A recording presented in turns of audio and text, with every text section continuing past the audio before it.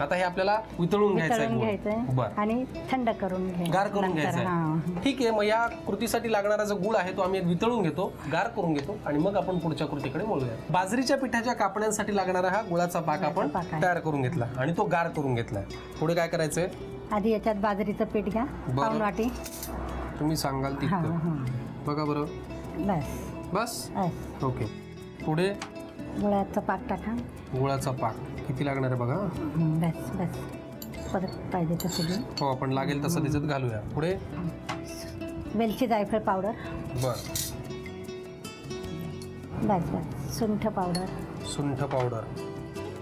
बस म्हणजे आपण एरवी जी कणिक मळताना पाण्यामध्ये मळतो, हे आपण त्याला गुळाच्या गुळाच्या पाकात करायचं. बर पुढे चवीपुरते मीठ.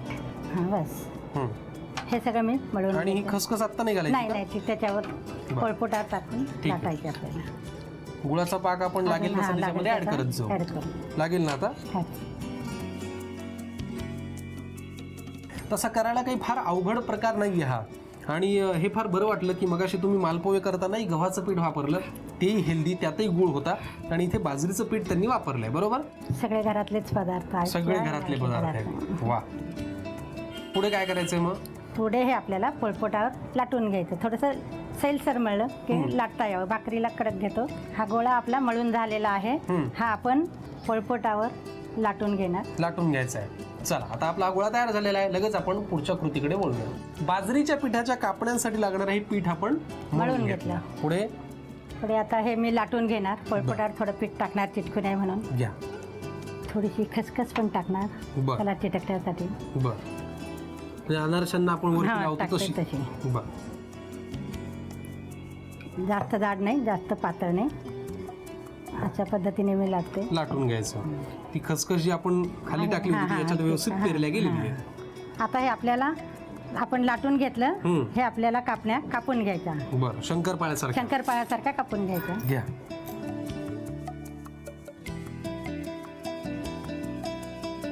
आता हे आपण कढईत तळण्यासाठी टाकूया. डीप फ्राय करायचं. डीप फ्राय करायचं आहे. खमंग पदार्थ करायला आपण सुरुवात केली आणि बाहेर पाऊस सुद्धा सुरू झालेला आहे. घ्या मग तुम्ही. मी पण एक दोन सोडू का? टाका टाका. कारण लहानपणी माझी आई जेव्हा असे पदार्थ करायची, शंकरपाळे असतील, करंजा असतील, तेव्हा त्याच्यात मदत करायला एक फार मजा येते. वा, अशा प्रकारे तयार होतील गरम गरम खमंग गोड अशा बाजरीच्या पिठाच्या कापण्या. पटकन तुम्ही लिहून घ्यायसाठी लागणारं साहित्य आणि कृती. बाजरीच्या कापण्यासाठी लागणारं साहित्य: बाजरीचं पीठ, गूळ, वेलची जायफळ पावडर, खसखस, सुंठ आणि मीठ. कृती: प्रथम फ्रायपॅन मध्ये पाणी गरम करून त्यामध्ये अर्धी वाटी गूळ घालून गुळाचा पाक तयार करून घ्यावा. एका बाउल मध्ये पाऊण वाटी बाजरीचं पीठ, वेलची जायफळ पावडर, सुंठ पावडर आणि मीठ घालून मिश्रण एकत्र करून घ्यावं. नंतर त्यात गुळाचा पाक घालून मिश्रण एकजीव करून सैलसर पीठ मळून घ्यावं. पोळपाटावर पीठ पसरवून त्यावर खसखस घालून त्यावर बाजरीचा गोळा ठेवून तो लाटून घ्यावा. नंतर त्याच्या शंकरपाळीसारख्या कापण्या करून घ्याव्यात. कढईमध्ये तेल गरम करून त्यामध्ये तळून बाजरीच्या कापण्या सर्व्ह कराव्यात. आपण करतोय भरवा आलू हरियाली मसाला. आता मी एक काम करतोय, मला ही जो हरियाली मसाल्यासाठी एक चटणी करायची आहे, पण त्याच्या आधी आपण बाकीची प्रोसेस चालू करूया. त्याच्यात घेतोय मी 2 चमचे आपण तूप घेतोय आणि ते तापल्यानंतर आपण थोडा जिरा त्याच्यात टाकणार आहे. जिऱ्याचा जो खमंग वास आल्यानंतर आपल्याला ही जी पेस्ट आहे, कांदा आणि काजूची पेस्ट, ती याच्यात टाकायची आहे. आता आपल्याला जे मिक्सरचं भांडं आहे त्याच्यामध्ये मी घेणार आहे थोडी कोथिंबीर आणि पुदिना. साधारणपणे 15-20 पानं घेतलेली आहेत पुदिन्याची. आणि आता कोथिंबीर टाकताना मी हे याच्यातले दांडे पण काही टाकणार आहे त्याच्यामध्ये आणि त्याचबरोबर पानं पण. त्याचबरोबर थोडीशी याच्यात कैरी पण टाकणार आहे मी आणि थोडं पाणी याच्यात टाकणार आहे मी. 1 चमचा आलं लसणाची पेस्ट, थोडंसं पाणी,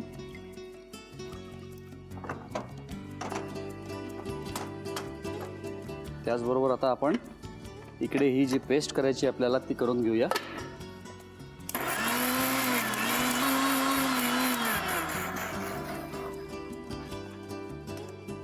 आता याच्यामध्ये आपल्याला हळद टाकायची थोडीशी, थोडा गरम मसाला थोडं लाल तिखट. या सगळ्या गोष्टी आपण एकत्र करून घेतलेल्या आहेत. याला पहिले शिजवून घ्यायचं आहे, व्यवस्थित परतून घ्यायचं आहे. एक 10 ते 15 मिनटं तरी त्याला छान परतून घ्यायचं आहे. जसा मसाला जसा शिजेल, या सगळ्या जशा गोष्टी व्यवस्थित परतल्या जातील तसं त्याला त्या ग्रेव्हीला, त्या मसाल्याला टेस्ट वाढेल.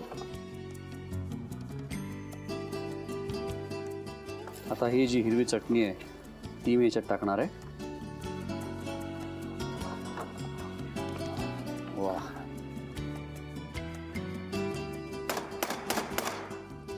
आता मी गॅसच्या बाजूला काढतो याला. याच्यामध्ये फेटून घेतलेलं दही टाकणार आहे, थोडं अर्धी वाटी आपण दही टाकतोय आणि याला मिक्स करून घेतोय.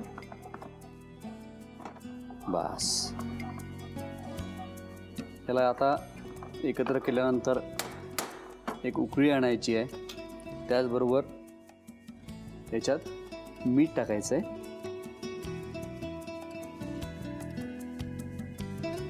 थोडी साखर, त्याचबरोबर टोमॅटोचे चंक्स टाकणार आहे मी याच्यामध्ये. डिशचा रंग आणखीन छान दिसावा त्या दृष्टीने आहे टोमॅटोचे चंक्स. बस,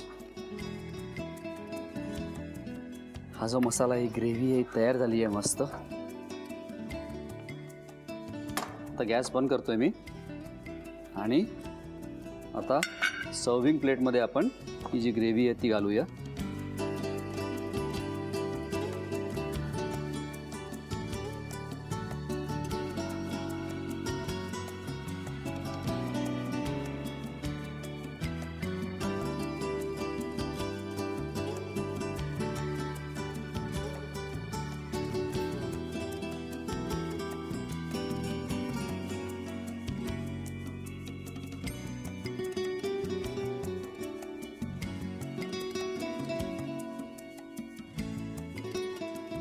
आपली मस्त शाही डिश तयार झाली आहे, भरवा आलू हरियाली मसाला.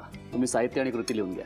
भरवा आलू हरियाली मसालासाठी लागणारे साहित्य: कोथिंबीर, पुदिना, भिजवलेले कच्चे बटाटे, कांदा आणि काजूची पेस्ट, दही, किसलेलं पनीर, कॉर्नफ्लोअर, काजूची भरड, टोमॅटो, साजूक तूप, किसलेली कैरी, चाट मसाला, चिरलेलं आलं, बारीक चिरलेली हिरवी मिरची, आलं लसूण पेस्ट, साखर, जिरं, मीठ, लाल तिखट, हळद आणि गरम मसाला. कृती: प्रथम साल काढलेल्या बटाट्याचा मधला भाग काढून घ्यावा. एका खोलगट भांड्यात पाणी गरम करून त्यामध्ये मीठ घालून बटाटे उकडून घ्यावेत. एका बाउल मध्ये किसलेलं पनीर घेऊन त्यामध्ये कॉर्नफ्लोअर, मीठ, चाट मसाला, हिरवी मिरची आणि हळद घालून सर्व मिश्रण नीट एकजीव करून घ्यावं. त्यानंतर थोडीशी काजूची भरड आणि चिरलेलं आलं घालून त्याचं सारण तयार करून घ्यावं. उकडलेल्या बटाट्याच्या मध्यभागी पनीरचं सारण भरून ते बटाटे कॉर्नफ्लोअरच्या पेस्ट मध्ये घोळवून गरम तेलात तळून घ्यावेत. एका खोलगट पॅन मध्ये साजूक तूप गरम करून त्यामध्ये जिरं, कांदा आणि काजूची पेस्ट घालून ती परतून घ्यावी. मिक्सरच्या भांड्यात पुदिन्याची पानं घेऊन त्यामध्ये कोथिंबीर, किसलेली कैरी आणि पाणी घालून त्याचं वाटण करून घ्यावं. पॅन मधील कांदा आणि काजूची पेस्ट परतल्यानंतर त्यामध्ये आलं लसूण पेस्ट, हळद, गरम मसाला, लाल तिखट, हिरवा मसाला आणि दही घालून ते नीट मिसळून घ्यावं. पॅन पुन्हा गॅसवर ठेवून त्यामध्ये मीठ, साखर आणि चिरलेला टोमॅटो घालून सर्व मिश्रणाला एक उकळी काढावी. एका सर्व्हिंग प्लेट मध्ये हरियाला मसाला घालून त्यावर तळलेले बटाटे कापून ठेवावेत. तयार भरवा आलू हरियाली मसाल्यावर टोमॅटो आणि पुदिन्याच्या पानांची सजावट करून डिश सर्व्ह करावी. आपली पहिली रेसिपी आहे कसुरी पनीर दो प्याजा. आता आपली पुढची रेसिपी आहे चना डाळ आणि कॉर्न याचं पायसम करणार आहोत. साऊथ इंडियन रेसिपी आहे.